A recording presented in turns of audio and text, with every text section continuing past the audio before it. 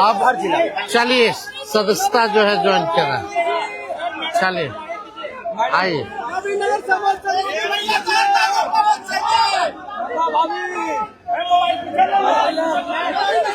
चलिए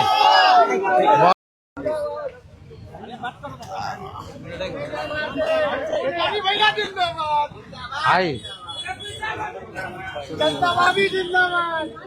हाँ जी आप इधर आ जाइए, एक मिनट आ जाइए। चलिए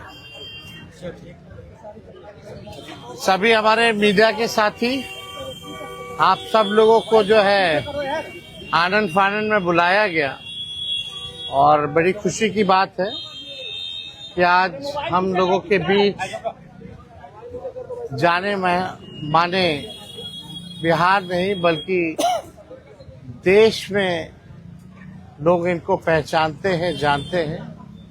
बड़े कलाकार हैं और बड़े कलाकार होने के साथ साथ एक बड़े अच्छे इंसान हैं और समाज सेवी भी हैं।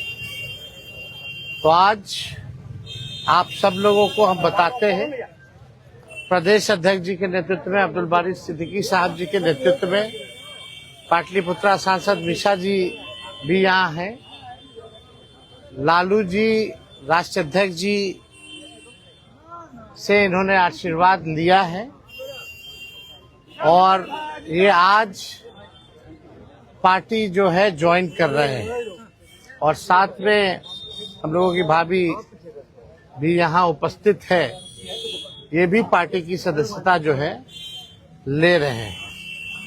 और बाकी हम चाहेंगे कि खेसारी जी जो है आप लोगों के समक्ष जो है अपनी बात को रखें।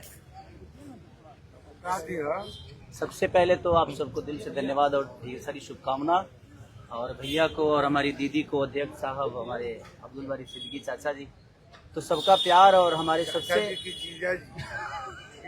हमारे अभी भी हैं जो कि हम लोगों के बड़े भाई हैं, उन्हीं के जीजा हैं, तो हमारे भी जीजा ही हुए। और हमारे चाचा मैंने उनका प्यार मैं ही नहीं बल्कि शुरू से एक विचारधारा में रहा हूँ, मैं उस परिवार का हिस्सा रहा हूँ और कोशिश भी यही रहती है कि इस परिवार का हिस्सा बन के मैं जैसे उन्होंने पूरी दुनिया को एक करके हमारी ताकत बने, उसी तरह हम पूरी दुनिया को एक ताकत की तरफ ले जाएं और अपनी पावर, अपनी क्षमता से, अपने हुनर से, अपने विचारधारा से दुनिया को एक अलग दिशा दें। जो चीज़ें हमारे बीच में अभी तक हम अधूरे हैं, मैं हमेशा कोशिश यही रहा है कि जिस तरह मैं मुंबई शहर में रह के अपने बच्चों का परवरिश कर रहा हूँ, अच्छे स्कूल दे रहा हूँ, अच्छे अस्पताल दे रहा हूँ, उसी तरह हमारे बिहार के बच्चों का भी भविष्य हमारे बच्चों की तरह तय हो और हमारे बच्चों को बाहर गांव ना जाना पड़े। और उस विचारधारा में हमेशा भैया आगे रहे हैं और आप लोगों ने 17 महीने में इनका कारनामा देख ही लिया था। तो एक बार बदलने की जरूरत है और उस बदलाव में मैं थोड़ा सा एक मेरा भी हिस्सा हो और मैं उस सरकार को बदलने में और एक अलग दिशा में ले जाने में और एक बेहतर सरकार बनाने में एक मेरा योगदान हो, उसी के लिए मैं भी जुड़ा हूँ भैया से। और आज से नहीं, आज तो मैं आप लोगों के सामने पब्लिकली हुआ, बट मैं हृदय से और दिल से हमेशा से मैं इस परिवार का हिस्सा रहा हूँ और हिस्सा ही नहीं बल्कि एक परिवार का बेटा भी हूँ। मैं एक छोटा बेटा की तरह हमेशा प्रयास रहा हूँ और चाचा का आशीर्वाद हमेशा मुझे मिला है, राबड़ी माता का आशीर्वाद मिला है, दीदी का मिला है, भैया का मिला है, बल्कि इस समाज के और इस परिवार से जो मुझे प्यार मिला है, शायद वो मुझे बाकी जगह मिले या ना मिले, उससे मुझे कोई फर्क भी नहीं पड़ता।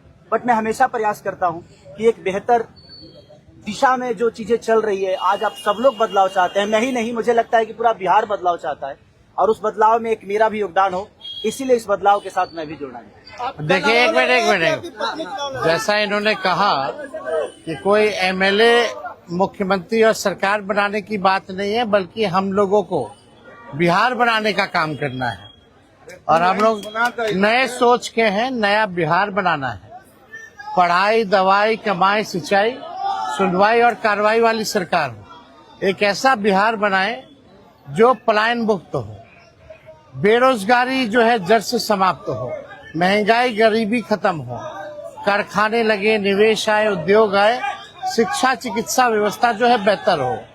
और मुझे बड़ी खुशी है कि हम सब लोग नौजवान मिलकर के, आप ये भी जानते होंगे, हम भी, हमारी तो लड़ाई रही है कि भाई बेरोजगारी को जड़ से समाप्त किया जाए।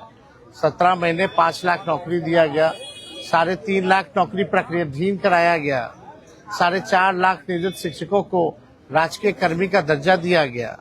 अब मेरा हम लोगों का एक सपना है कि बिहार से बेरोजगारी खत्म हो, और हमने जैसा आप सब लोगों के सामने कहा है कि हमारा संकल्प है, हमारा प्रण है, और हमने लोगों से वादा किया है, और हमने पहले भी कहा है, तेजस्वी की उम्र कच्ची हो सकती है पर जुबान पक्की है। जो कहा है वो किया है, जो कह रहे हैं वो करेंगे, और हम सब लोग मिलकर के नया सरकार तो बनाएंगे ही बनाएंगे।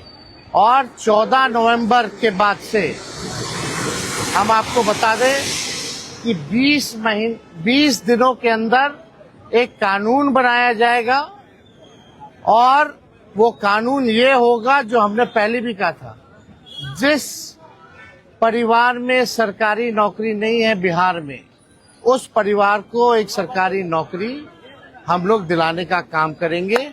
ये हम लोगों का संकल्प है, और इसको सरकार बनते ही 20 महीने में जो है हम लोग जो है पूरा करने का काम करेंगे।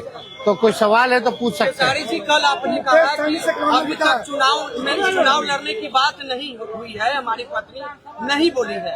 क्या हुआ कि एक दिन में पत्नी मान गई और फिर आज आप मीडिया के सामने आकर कह रहे हैं मना रहे थे? नहीं, देखिए, जहाँ तक बात है, मैं पत्नी को जितना समझता हूँ उतना ही ये भी मुझे समझती है। इनको भी पता है कि ये मेरे साथ छठ तो मना लेती है, बट बिहार की बहुत ऐसी औरतें हैं जो अपने पति के साथ छठ तक नहीं मना पाती है, दिवाली तक नहीं मना पाती है, होली तक नहीं खेल पाती है। तो मैंने इनसे बोला कि बिहार बदलाव की तरफ जा रहा है। हम चाहते हैं कि हमारे यहाँ के माता बहन बेटी 24 घंटा अपने पति की सेवा करे और 24 घंटा अपने परिवार के साथ वो पति रहे, वो इंसान रहे। तो ये तभी संभव है जब हमारे यहाँ रोजगार होगा। तो उस बेरोजगारी को खत्म करने के लिए मैं आपको आगे करना चाहता हूँ। तब इन्होंने उस बात को समझा, और उसके बाद हम लोग आए हैं, और प्रयास है कि हर वो महिला, हर वो बेटी, हर वो बहन, हर वो भाई, हर वो बेटा अपने पिता के साथ रहे, हर वो बहन अपने पति के साथ रहे, हर वो भाभी अपने भाई के साथ रहे। तो मेरी ये प्रयास है कि आजीवन जिस तरह बाकी शहरों में लोग अपने पति पत्नी के साथ, अपने परिवार के साथ, अपने माँ बाप के साथ रह के और खुशियों के त्योहार में रहते हैं, उसी तरह हमारा बिहार भी कोई जाए ना, गुजरात के लोग यहाँ आकर काम करे, कलकत्ता के लोग यहाँ आकर काम करे, दिल्ली के लोग यहाँ आकर रोजगार करे। हम यही चाहते हैं, और इस संवाद के साथ आप सबको चुनाव आप लड़िएगा या पत्नी लड़ेगी? चुनाव आप लड़िएगा या पत्नी लड़ेंगी आपकी? ये लड़े चाहे मैं लड़े, अर्धांगिनी है ना, एक ही बात है। देखिए, जीवन में पति पत्नी का जो प्रेम होता है ना, वो दुनिया में उससे बड़ा प्रेम नहीं है। माँ बाप के बाद अगर कोई संभालता है किसी बच्चे को, वो आपकी अर्धांगिनी ही होती है। तो मैं लड़ूं या ये लड़े, बात एक ही है। आरजेडी आपने क्यों चुना? आरजेडी बता तो दिए सर, एक ही चीज में जहाँ बदलाव होता है वहीं मैं रुकता हूँ, वहीं रहता हूँ। हर शहर में, हर जिला में जाऊँगा मैं।